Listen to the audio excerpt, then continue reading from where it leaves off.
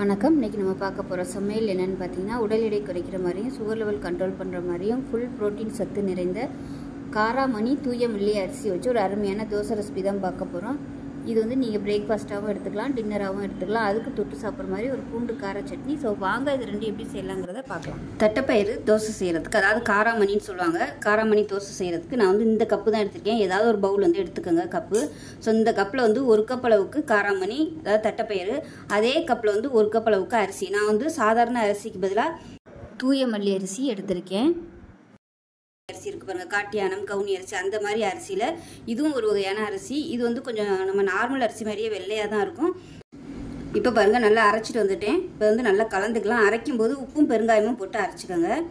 பாருங்கள், ரொம்பவும் தண்ணியாக இல்லை. இப்போ இது வந்து நல்லா கலந்து விட்டுட்டு நல்லா ஒரு 2 மணி நேரம் புளிக்க விட்டுக்கலாம். உடனே ஊற்றுறதுனாலும் நீங்கள் ஊற்றிக்கலாம். கொஞ்சம் புளிச்சிச்சின்னா டேஸ்ட்டு நல்லாயிருக்கும். ஸோ நைட்டுக்கு வந்து நீங்கள் ரெடி பண்ண போகிறீங்கன்னா ஒரு 5 மணியை போல் கலந்து வச்சுட்டிங்கன்னா ஒரு 7 மணி 7:30 ஊற்றுறதுக்கு கரெக்டாக இருக்கும். இப்போ நல்லா கலந்தாச்சு. இப்போ வந்து புளிக்கட்டும். புளிச்சதுக்கப்புறம் பார்க்கலாம். இப்போ ஒரு கடாய் எடுத்துக்கலாம். இதில் வந்து நல்லெண்ணெய் சேர்த்துக்கலாம். அதில் ஒரு 2 டேபிள் ஸ்பூன் அளவுக்கு நல்லெண்ணெய் விட்டுருக்கேன். எண்ணெய் நல்லா சூடாகவும் நல்லா 1 கப் அளவுக்கு, அதாவது மெஷரிங் கப்பில் 1 கப் அளவுக்கு பூண்டு சேர்த்துக்கலாம். பூண்டு வந்து நல்லா கோல்டன் கலரில் வதங்கணும். இப்போ பாருங்கள், பூண்டு நல்லா அப்படியே செவக்க ஆரம்பிச்சிருச்சு. இந்த ஸ்டேஜில் ஒரு 10லேருந்து 15 சின்ன வெங்காயம் சேர்த்துக்கலாம். இது கூடவே சின்ன நெல்லிக்காய் சைஸுக்கு புளியும் சேர்த்துக்கலாம். அது கூடவே 10 வரமிளகாய் எடுத்திருக்கேன். 10 வரமிளகாய், ஒரு 4 காஷ்மீரி மிளகாய் வத்தல் எடுத்திருக்கேன் கலருக்காக, அதையும் சேர்த்துக்கலாம். இந்த வெங்காயம்லாம் நல்லா கலர் மாதிரி வதங்கட்டும்.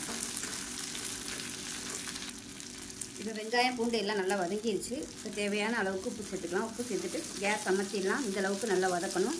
இந்த வெங்காயம் வந்து நல்லா கலர் மாதிரி வரணும். அப்போ தான் உங்களுக்கு டேஸ்ட்டாக இருக்கும். அமர்த்திடலாம். ஆற விட்டுட்டு நல்லா நைஸாக அரைச்சிட்டு பார்க்கலாம். இப்போ பாருங்கள், சட்னி வந்து நல்லா அரைச்சாச்சு. இப்போ தேவையான அளவுக்கு நல்லெண்ணெய் விட்டுக்கலாம். தாளிக்கிறதுக்கு எண்ணெய் கொஞ்சம் கூட இருந்தால் தான் நல்லாயிருக்கும். நீங்கள் அதிகமாக எண்ணெய் இருக்குதுன்னு நினச்சிங்கன்னா கம்மியாக கூட நீங்கள் எண்ணெய் விட்டு தாளிச்சிக்கலாம். எண்ணெய் நல்லா சூடாயிருச்சு.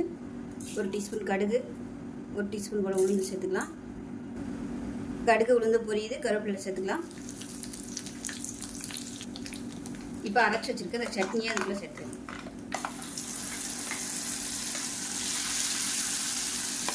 ஒரு சூட்லேயே வந்து நல்லா வதக்கி விட்டுக்கோங்க. இப்போ மிக்ஸி அரைச்சிட்டு கொஞ்சமாக சேர்த்துக்கலாம். இது நல்லா கலர் மாதிரி வரணும். அந்தளவுக்கு நல்லா வதக்கி எடுத்துக்கலாம். வதக்காமல் பச்சையாக சாப்பிட்ற மாதிரியும் சாப்பிட்லாம். வதக்குனிங்கனாலும் நல்லாயிருக்கும் டேஸ்ட்டு. இப்போ பாருங்கள், நல்லா கொதிச்சிருச்சு. அமர்த்திடலாம். சூப்பரான பூண்டு மிளகாய் சட்னி ரெடி ஆயிடுச்சு. இப்போ பாருங்கள், மாவு நல்லா ஒரு 2 மணி நேரத்தில் லைட்டாக புளிப்பு வந்துருச்சு. இப்போ நம்ம தோசையாக ஊற்றிக்கலாம். இப்போ தோசைகள் நல்லா காஞ்சிருச்சு. தோசையாக ஊற்றிக்கலாம். இது வந்து நல்லா மெல்லிஸாக சூப்பராக இழுக்க வரும். அதனால் எவ்வளோ மெல்லிஸாக இழுக்க முடியுமோ இழுத்துக்கோங்க. நான் லைட்டாக தண்ணி விட்டு கலந்துருக்கேன்.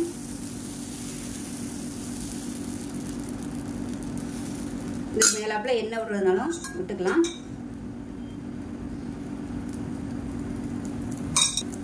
இப்போ ஒரு சைடு நல்லா வெந்துருச்சு. திருப்பி விட்டுக்கலாம்.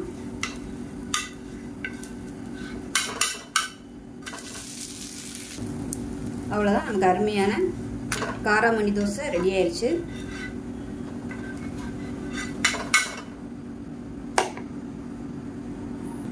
இப்போ 2வது தோசையும் ஊற்றிக்கலாம். தோசை ஊற்றில கல் தண்ணி தெளிச்சுட்டு ஊற்றிக்கோங்க, இல்லைன்னா இழுக்க வராது.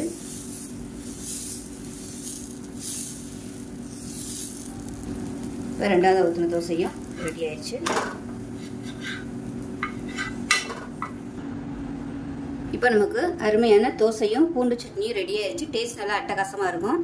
இது வந்து பருப்பு போட்ட தோசைங்கிறதுனால நான் வந்து எப்பயுமே இந்த மாதிரி கார சட்னி இல்லை பூண்டு சட்னி தான் வச்சு சாப்பிடுவேன். தேங்காய் சட்னியும் வச்சு சாப்பிட்டிங்கன்னா சூப்பராக இருக்கும். சாம்பார் வந்து இதுக்கு வந்து எடுபடாது. மற்றபடி கொத்தமல்லி சட்னி, புதினா சட்னி, இந்த மாதிரி சட்னிகள் வந்து இதுக்கு சூப்பராக இருக்கும். ஸோ ரொம்பவும் ஆரோக்கியமான ஒரு தோசை. டயட்டில் இருக்கவங்க, சுகர் பேஷண்ட்டாக இருக்கிறவங்க தாராளமாக இந்த தோசை வந்து ட்ரை பண்ணலாம். சுகர் லெவல் வந்து ஏறாது. இதில் வந்து உங்களுக்கு ஃபுல் வந்து ப்ரோட்டீன் தான். நம்ம அரிசிக்கு பதிலாக தூய மல்லி அரிசி சேர்த்துருக்கோம், சாதாரண அரிசிக்கு பதிலாக. அதுவுமே உங்களுக்கு சுகர் லெவல் வந்து நல்லா கண்ட்ரோல் பண்ணும். இந்த தூய மல்லி அரிசி அமேசான்லேயே அவைலபிளாக கிடைக்கிது, ஈஸியாகவே நம்ம வாங்கிக்கலாம். இல்லைன்னா நீங்கள் பக்கத்தில் டிபார்ட்மெண்ட் ஸ்டோரில் கேட்டிங்கன்னா கூட இப்போ நிறையவே இந்த மாதிரி பாரம்பரிய அரிசிலாம் நிறைய கிடைக்க ஆரம்பிக்குது. அதை வாங்கி பயன்படுத்திக்கோங்க. இந்த தூயமல்லி அரிசி நம்ம சாதமாகவும் வடித்து சாப்பிட்றதுக்கு நல்லாயிருக்கும். நார்மல் பொன்னி அரிசி மாதிரி தான் இருக்கும். ஸோ செஞ்சு பாருங்கள். செஞ்சு பார்த்துட்டு எப்படி வந்துச்சுங்கிறத சொல்லுங்கள். வீடியோ பிடிச்சினா லைக் பண்ணுங்கள், கமெண்ட் பண்ணுங்கள், சேனலை சப்ஸ்கிரைப் பண்ணுங்கள், பக்கத்தில் பெல் பட்டனை ப்ரெஸ் பண்ணுங்கள். நன்றி.